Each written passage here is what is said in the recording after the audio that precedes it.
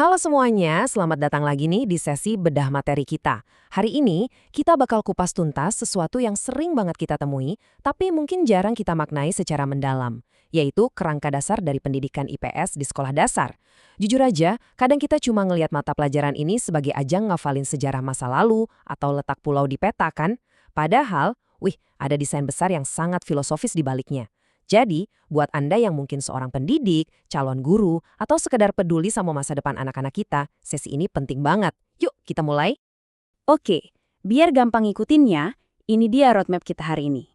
Pertama, kita bahas landasan pendidikan IPS. Terus, kita lihat hakikat ilmu sosial. Ketiga, kita bedah perbedaannya dengan IPS. Dan terakhir, apa sih sebenarnya tujuan serta manfaatnya di kelas? Sip, kita langsung masuk ke bagian pertama ya, landasan pendidikan IPS. Pernah kepikiran gak sih ngajar IPS itu ternyata bukan sekedar ide iseng dari pembuat kurikulum loh. Ini tuh bener-bener mandat hukum dan filosofis yang berakar langsung dari Pancasila dan UUD 45. Pendidikan kita punya fungsi utama untuk, dan ini kalimatnya indah banget, membentuk watak serta peradaban bangsa yang bermartabat. Bayangin, tujuannya bukan sekedar mencetak anak yang jago jawab soal ujian, tapi membangun sebuah peradaban. Ini misi yang luar biasa besar buat setiap guru di kelas. Nah, visi peradaban yang besar banget tadi tentunya harus diukur dong. Makanya, lewat Undang-Undang Nomor 20 Tahun 2003, pemerintah nge-breakdown visi tersebut jadi karakter-karakter spesifik ini.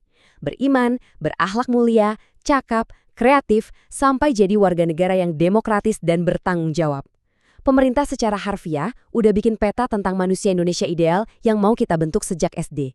Dan tebak, IPS ini adalah salah satu kendaraan utamanya. Tapi cita-cita mulia pastinya butuh sistem operasional yang jelas kan? Nggak bisa jalan sendiri. Lewat Peraturan Pemerintah Nomor 19 Tahun 2005, tujuan tadi diterjemahkan jadi hal-hal konkret sehari-hari. Ada struktur kurikulumnya, beban belajarnya, KTSP-nya, sampai kalender pendidikannya. Ini buat mastiin kalau cita-cita luhur bangsa kita tadi beneran punya jadwal dan target harian di setiap sekolah. Lanjut ke bagian kedua nih, hakikat ilmu sosial. Sebelum kita ngajarin soal masyarakat ke anak-anak, kita sendiri harus paham dulu akar teorinya. Kalau kata Norma McKenzie di tahun 1975, ilmu sosial itu adalah semua bidang studi yang berkaitan dengan manusia dalam konteks sosialnya. Jadi ini tuh ibarat payung raksasa. Apapun yang nyangkut soal interaksi antar manusia, ya masuk ke sini. Ini bukan ilmu tunggal ya, tapi lebih ke konstelasi dari berbagai macam ilmu. Biar Anda makin kebayang seberapa masifnya payung ini, coba deh lihat 10 aspek ini. Ilmuwan sosial itu membedah semuanya. Dari hubungan sosial, sisi psikologis atau kejiwaan, norma dan hukum, urusan pemerintahan, kebudayaan, sampai interaksi kita dengan lingkungan. Jaring-jaring rumit kehidupan manusia ini diteliti habis-habisan di tingkat akademis. Oke, sekarang kita masuk ke bagian ketiga. Dan ini bagian yang sering bikin orang miskonsepsi. Ilmu sosial versus IPS. Tunggu dulu, kalau ilmu sosial itu levelnya udah teori tingkat tinggi yang super kompleks, terus apa dong yang lagi kita ajarin ke anak-anak umur 7 atau 8 tahun di sekolah dasar? Apa kita maksa mereka nelen teori-teori sosiologi atau ekonomi makro? Pastinya enggak kan? Jadi, di mana sebenarnya letak perbedaannya? Gini bedanya, dan ini kontras banget. Kalau ilmu sosial, mereka tuh membedah aspek masyarakat secara terpisah buat nyari teori murni. Ada sosiologi murni, ada ekonomi murni. Nah, kalau IPS itu ngambil teori-teori tadi, terus diramu jadi realitas praktis secara terpadu. Jadi, anak-anak belajar menganalisis masalah nyata di sekitarnya lewat kacamata yang utuh, bukan teori kaku yang terpisah-pisah. Poin paling krusialnya itu ada di tujuan akhirnya. Gini, universitas ngajarin ilmu sosial karena mereka mau nyetak ahli atau akademisi. Beda banget sama sekolah.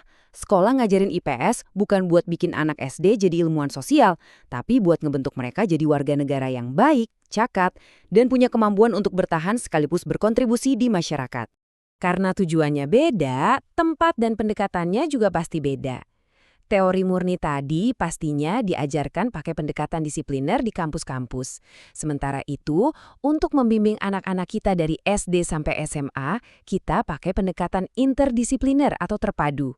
Berbagai disiplin ilmu tadi disilangkan, dibikin jadi satu cerita utuh yang gampang dicerna biar anak-anak benar-benar paham tentang dunia tempat mereka tinggal. Akhirnya, kita sampai di bagian keempat, tujuan dan manfaat IPS di kelas. Mari kita turun dari menara gading akademis tadi, langsung ke realitas ruang kelas anak SD dan MI.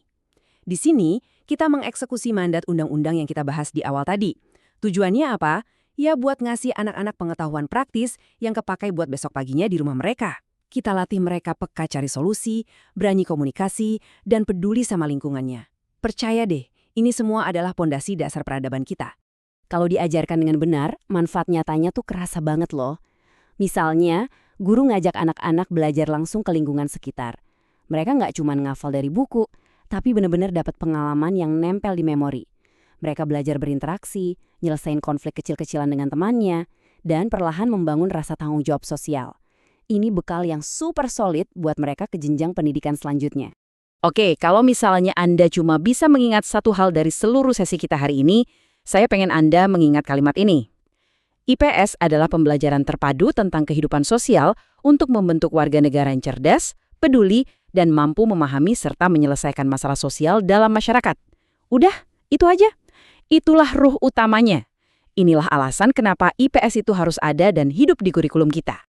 Nah, sekarang teorinya kan udah terbentang jelas nih. Ilmu yang tadinya di level akademis tinggi udah kita terjemahkan ke target ruang kelas yang praktis. Sekarang, bola ada di tangan Anda, terutama bagi para pendidik yang lagi dengerin ini. Mengingat betapa pentingnya misi ini, gimana sih cara Anda bakal nerapin pendekatan terpadu ini di kelas esok hari? Gimana Anda bakal bikin materi ini hidup buat murid-murid Anda? Terima kasih banyak ya udah nemenin saya di sesi bedah materi kali ini. Selamat bereksperimen di kelas, dan sampai jumpa di pembahasan seru kita berikutnya.